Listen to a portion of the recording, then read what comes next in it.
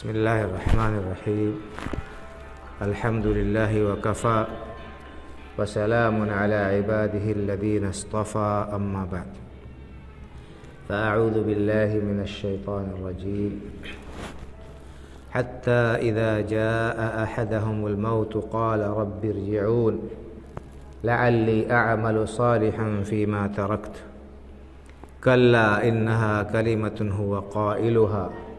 ومن ورائهم برزخ إلى يوم يبعثون۔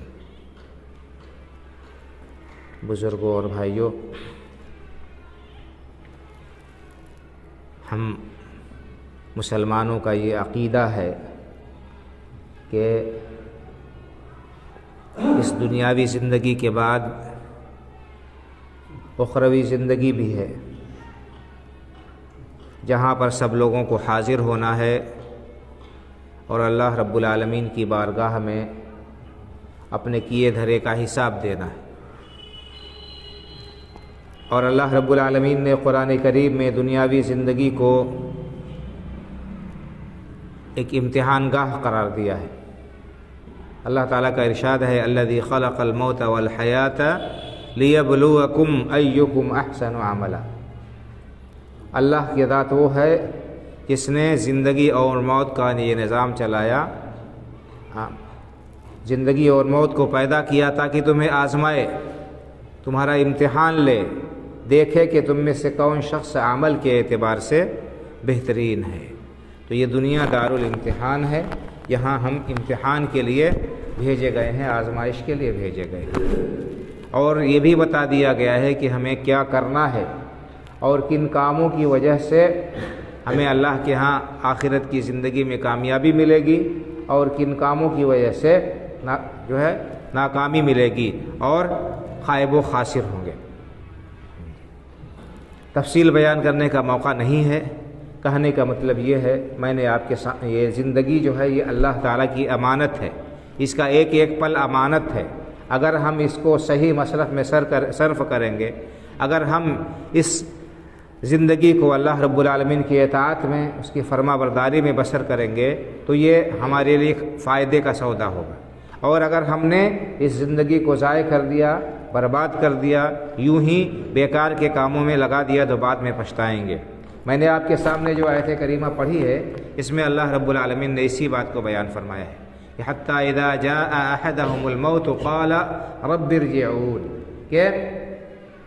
جب مجرم کی موت کا وقت آ جائے گا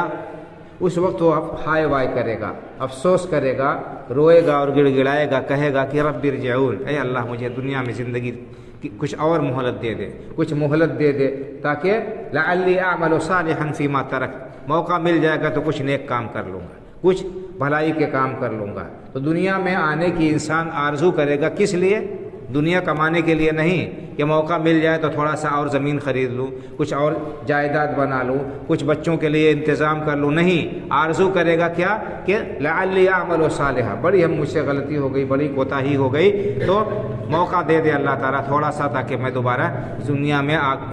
نیک عمل کر لوں تاکہ میری آخرت سنور جائے۔ اس وقت کیا کہے گا اللہ تعالیٰ؟ کلا، ہرگز نہیں، یہ ممکن ہی نہیں کہ دوبارہ موقع ملے۔ انہا کلمۃ ہوا قائلہا، یہ ایک بات ہوگی، صرف اس کی آرزو ہوگی جو وہ کرے گا اور اللہ سے فریاد کرے گا، لیکن اسے موقع نہیں ملے گا۔ کلا انہا کلمۃ ہوا قائلہا، یہ صرف اس کی آرزو ہوگی جو وہ کرے گا، اس کی یہ آرزو پوری ہونے والی نہیں ہے۔ ومن ورائہم برزخ الی یوم یبعثون، اور جب موت آ گئی، قیامت تک کا جو وقفہ ہے موت کے بعد سے، یہ برزخ کا ہے، عالم برزخ ہے، برزخ کے معنی آڑ، آخرت اور دنیا کی زندگی کا یہ وقفہ ہے، اس قیامت تک وہ اس میں رہیں گے، اور ان کو اس وقفے میں بھی کچھ نہ کچھ بدلہ اور صلہ ملتا رہے گا۔ کہنے کا مطلب یہ ہے بھائی اور بزرگوں، اس آیت میں اللہ رب العالمین نے ہمیں متوجہ کیا ہے، ہمیں وارننگ دی ہے، ہمیں یہ بتایا ہے کہ ہم دنیاوی زندگی کو غنیمت سمجھ لیں، اس موقع کو ضائع نہ کریں، کیونکہ یہی ہمارا کل رأس المال ہے، یہی ہمارا کل کیا ہے؟ سرمایہ ہے۔ اگر انسان اپنا سرمایہ ضائع کر دے تو تو بہت بڑے گھاٹے کا سودا ہوگا۔ ہمیں چاہیے کہ ہم زندگی کے یہ لمحات جو ہیں ان کو غنیمت سمجھتے ہوئے اللہ رب العالمین کی زیادہ سے زیادہ عبادت کر لیں، اطاعت کر لیں، توبہ و استغفار میں، تسبیح و تحلیل میں اپنے اوقات کو بسر کریں تاکہ کل قیامت کو پچھتانا نہ پڑے، اور اس سے پہلے جب ہمارا آخری وقت ہو تو ہمیں پچھتانا نہ پڑے۔ اللہ رب العالمین نے یہ بات قرآن کریم میں کئی جگہ بیان فرمائی ہے۔ ایک جگہ اللہ نے فرمایا کہ یا ایھا الذین آمنوا لا تلھکم اموالکم ولا اولادکم عن ذکر اللہ ومن یفعل ذلک فاولئک هم الخاسرون وانفقوا مما رزقناکم من قبل ان یأتی احدکم الموت فیقول رب لولا اخرتنی الى اجل قریب فاصدق واکن من الصالحین ولن یؤخر اللہ نفسا اذا جاء اجلها واللہ خبیر بما تعملون۔ اے ایمان والو، تمہیں جو موقع ملا ہے دنیاوی زندگی میں، جو ہم نے تمہیں دے رکھا ہے، اس میں سے اللہ کے راستے میں کچھ خرچ کر لو، جس سے جو جتنا بن پڑے آخرت کے لیے تیاری کر لو۔ من قبل ان یأتی احدکم الموت، موت آنے سے پہلے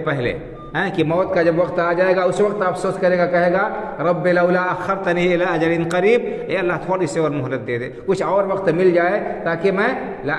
کچھ نیک کام کر لوں، فاصدق واکن من الصالحین، تاکہ کچھ صدقہ و خیرات کر لوں اور نیکوکاروں میں سے ہو جاؤں۔ تو اس دن افسوس کرے گا اور آرزو کرے گا کہ کاش کچھ اور موقع مل جاتا۔ تو اللہ نے فرمایا وَلَن يُؤَخِّرَ اللَّهُ نَفْسًا إِذَا جَاءَ أَجَلُهَا، کسی بھی نفس کا جب وقت مقررہ آ جائے گا ایک لمحے کے لیے بھی اس کو موقع نہیں ملے گا۔ تو یہ آیتیں ہمارے لیے بہت ہی چشم کشا ہیں، ان سے ہم کو عبرت و نصیحت حاصل کرنا چاہیے، اور ہم کو جو موقع ملا ہے اس موقع کو غنیمت سمجھتے ہوئے اللہ کی عبادت میں، تسبیح و تحلیل میں، توبہ و استغفار میں بسر کرنا چاہیے۔ اس کا مطلب یہ نہیں کہ آدمی سارے کام کو چھوڑ کر